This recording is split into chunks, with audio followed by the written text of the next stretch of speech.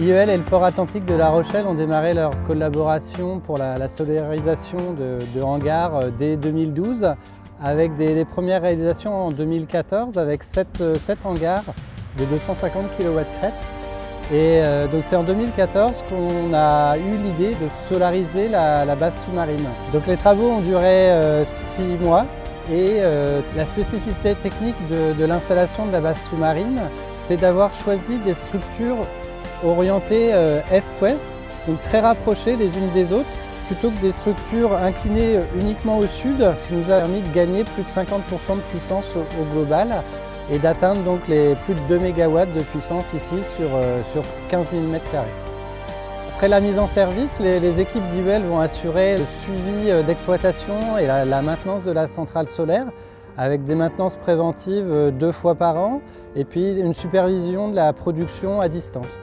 L'électricité produite est réinjectée directement là, sur le réseau haute tension du port.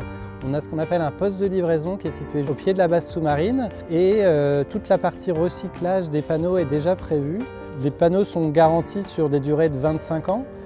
Et toute la collecte des panneaux est déjà organisée et prévue par un organisme qui s'appelle PVSIC.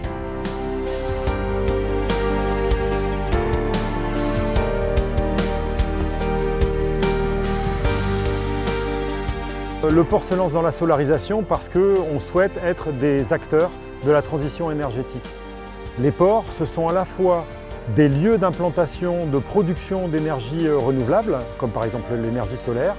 Ce sont aussi des lieux d'implantation pour les filières énergétiques des énergies renouvelables, en particulier l'éolien.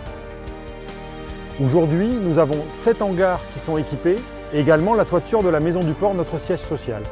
C'est vraiment un ensemble d'opérations marquant pour nous parce qu'avec cet investissement, nous allons devenir le premier port français en matière de production d'énergie solaire d'origine photovoltaïque avec plus de 4,5 GWh produits. Cette quantité d'énergie produite correspond environ à la consommation du quartier qui nous borde, le quartier de la Palisse. C'est-à-dire 1500 foyers environ, hors évidemment consommation électrique liée au chauffage. Alors tout d'abord, nous avons encore des surfaces disponibles sur des toitures de hangars en particulier ou de bâtiments portuaires qui pourraient être propices à la production d'énergie solaire photovoltaïque. Mais également, on a identifié un potentiel non négligeable sur la biomasse, c'est-à-dire en fait les déchets organiques, les déchets de céréales, les balles de céréales, la poussière de céréales, qui n'est plus envoyée dans l'air aujourd'hui mais collectée et qui pourrait, par fermentation, produire demain du biogaz utilisable notamment comme carburant pour les véhicules.